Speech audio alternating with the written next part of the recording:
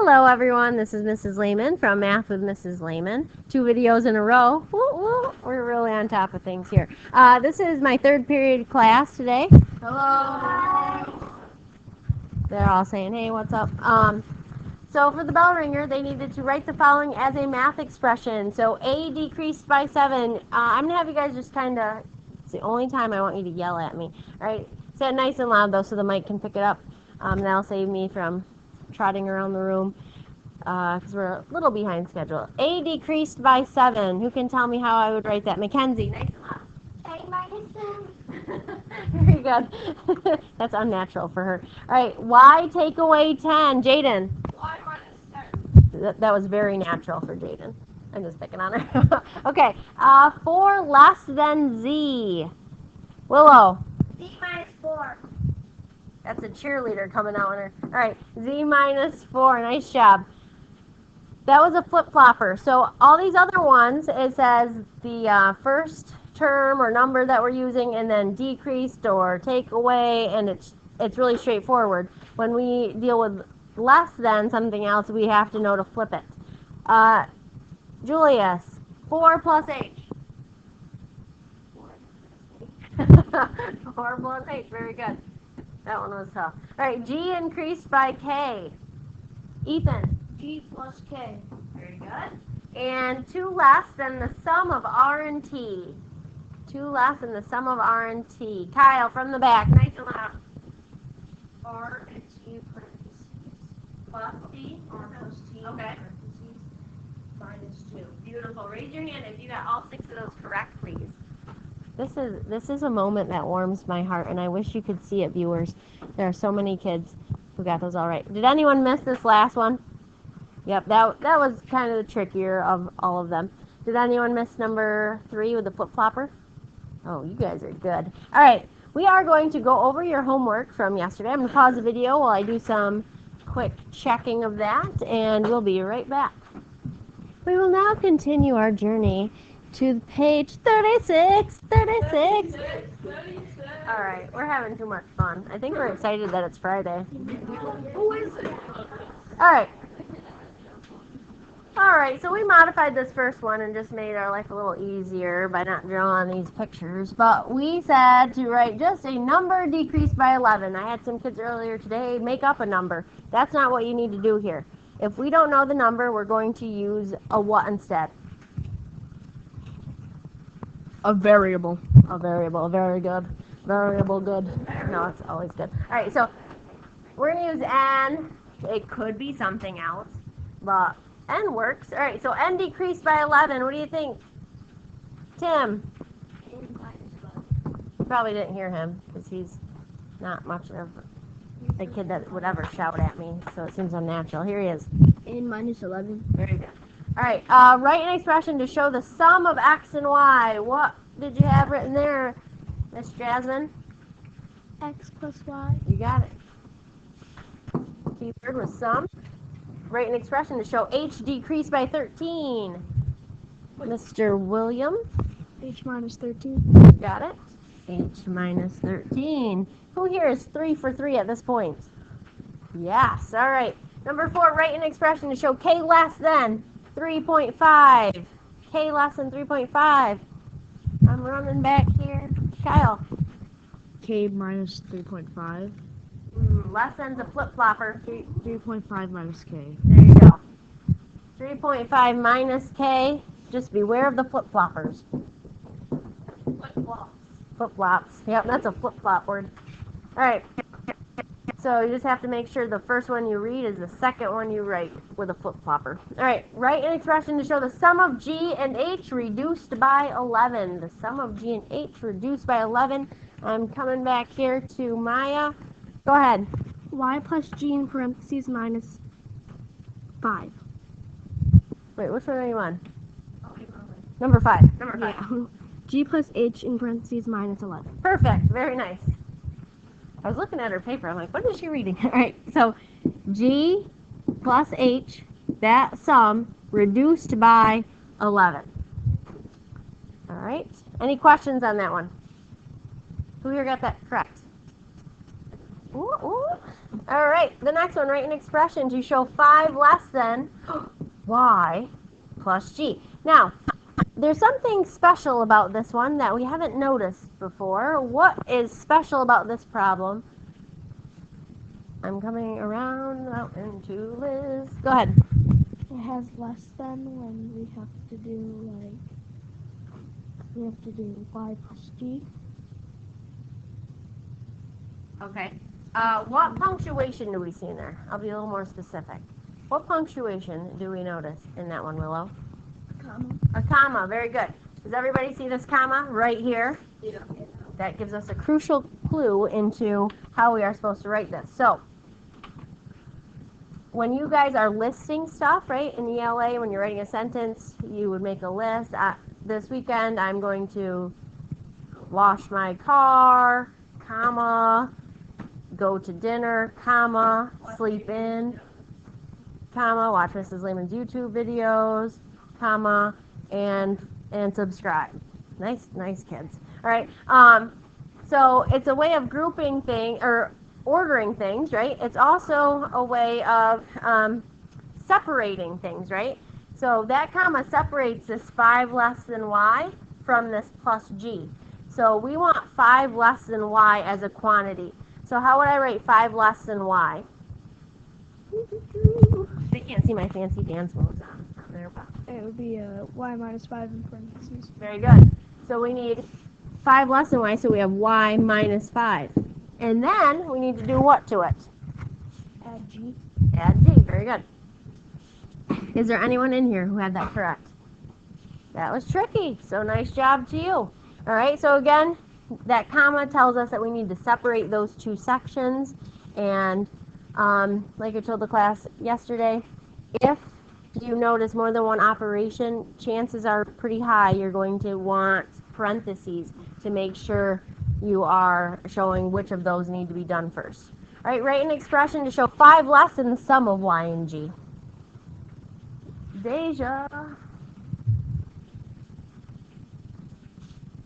Y plus g, I don't know. In parentheses, the quantity. Quantity minus 5. Very good. So the quantity y plus g, so that means it's in parentheses. Minus 5. Very nice.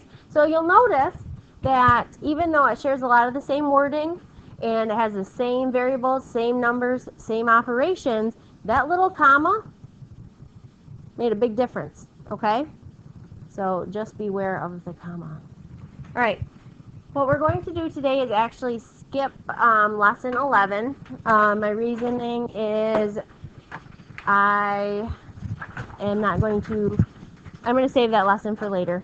That's my reasoning that I'm going to share on here. So, I'm sorry, yeah. Well, I can't talk. I'm trying to speed through this. I'm sorry. Yes, you are correct, Liz. We are skipping 10. We're going to 11. All right? So, sometimes, every now and then, I feel that this long, drawn-out process to get this understanding, it sometimes loses a lot of children. So today we're going to cut to the chase, all right? I'm going to show you how to do this stuff. It's going to be confusing the first few times you do it, and you're going to go, what is this lady telling me? We're in 6th grade. Why are you teaching me this? All right, and by about example 3, you're going to go, oh, I think I get it, and then you're going to practice and get good at it. All right, so we're going to actually flip to page something or other. Keep going. The exercise page, 46, 4-6. All right, so again, just be comfortable knowing you're going to be confused for a minute or two, and then I think you'll catch on, okay? So we talked a little tiny bit about the distributive property, and essentially what we're doing is we are taking an expression and we're putting it back into its factors. So it'd be kind of like me saying 6 equals 2 times 3. You take the product and you're breaking it into the factors that multiply together to give you that product. So now instead of just using numbers, we've got some variables in here. And and we've got an operation going on between them, so it looks intimidating. So what you're going to do for these is you're going to look at both terms, or if there's more than two terms, all the terms here. So our two terms are 7x and 7y. And we have to look for anything that they have in common as far as factors. So again, factors mean numbers or letters that you multiply to get a product. So what factors could we multiply to get 7 and also get 7?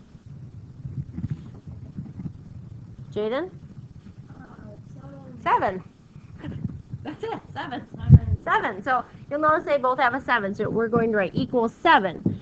Now, what we're going to do is see what the other factor would be. So 7 times what would give us 7x? Liz? 7 times x. So we're just going to put the x in here. All right? Pay attention to what the operation is. In this case, it's addition. And 7 times what would give me 7y? 1. One. Oh, y, 1y, but we don't write a coefficient of 1, so we're just going to write y.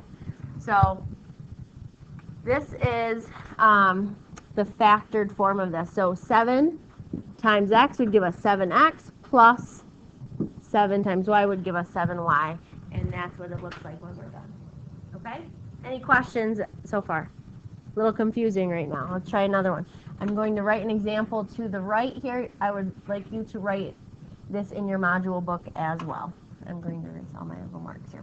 Okay, so let's do 2a plus 2b. We're going to look at both terms and say, what do they have for a common factor? We're looking at both the numbers and the variables. All right, what do they have for a common factor? What's something we can multiply to get 2a? You're going to want to move that over in your book. That we could also multiply to get 2b. Tim? 2. Very good. So we're going to pull that 2 out in front. We're going to put parentheses. The b and the a don't share a common factor. So 2 times what would give us 2a? Maya? A. Yep, a plus 2 times what would give us 2b? Mackenzie? B. Very good. You want to try one more? All right, let's do 4c plus 4e. All right, why don't you guys try to factor that? I'll pause this and see what you get. Okay, so nice job, everybody. You guys found out that the common factor is 4. So 4 times the quantity c plus e would give you 4c plus 4e. Right? So that's pretty easy when they both have the same number. Now let's look at example B, or exercise B here. We have 15g plus 20h. So let's look at the 15 and the 20. What common factor would 15 and 20 have? 15 and 20 share a common factor of what? 5. Very good. 5. That's the greatest common factor. So you're looking for the GCF. In this case, it's 5. The G and the H, do they share any common variables? No. All right, so we're going to put our parentheses here. 5 times what would give us 15? Kyle? 3. 3, very good. So we're going to write the 3 there. What do I need to attach to that? Because we'd only have 15, we need 15G. So what do I need to put, Liz? Very good. So 3G. If we took 5 and multiplied it by 3G, we'd get 15G. But we're not done, so add. 5 times what gives us 20? Ooh, that came out weird. 20, Justin? 4, good. And I need to attach what to that? H, very good. Okay. Making a little more sense? All right, let's try another one. Let's write this one to the side. Now again, notice between these I have an equal sign, right? Because those are equivalent. One is just factored out and one is not. Okay, so let's do 6a plus 9c.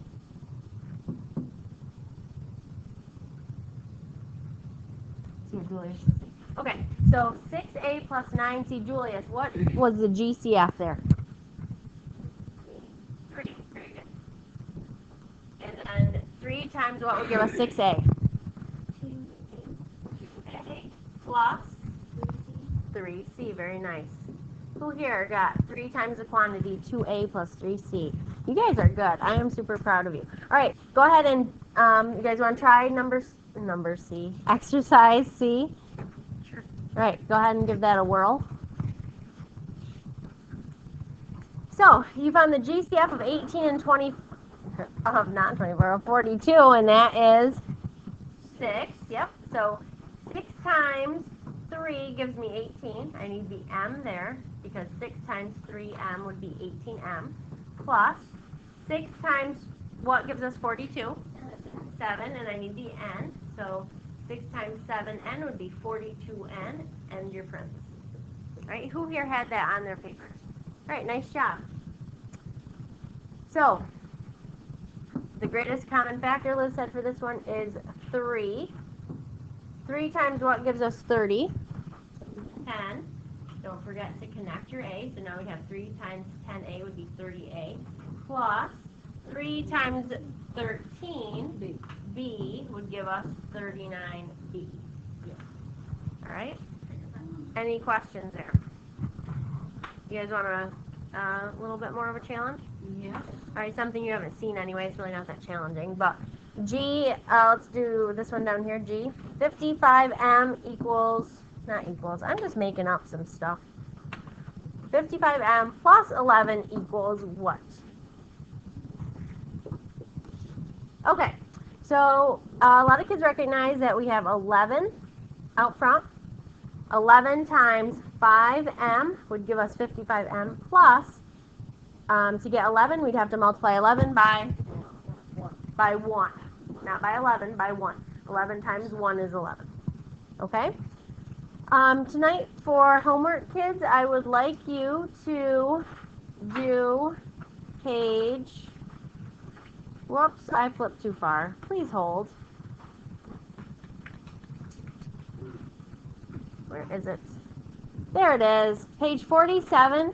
The only thing I want you to do is this little set of 5, and this is where you have to pull out the GCF in front. They already factored half of it for you, okay? You just have to figure out what would you multiply that whole quantity by to get this other expression on the left, right? So I'd like you to do those 5 problems and the 3 problems on page 40 as well, which is some more addition and subtraction expressions. All right, thank you for watching Math with Mrs. Lehman. Please don't forget to like and subscribe. Have a great day.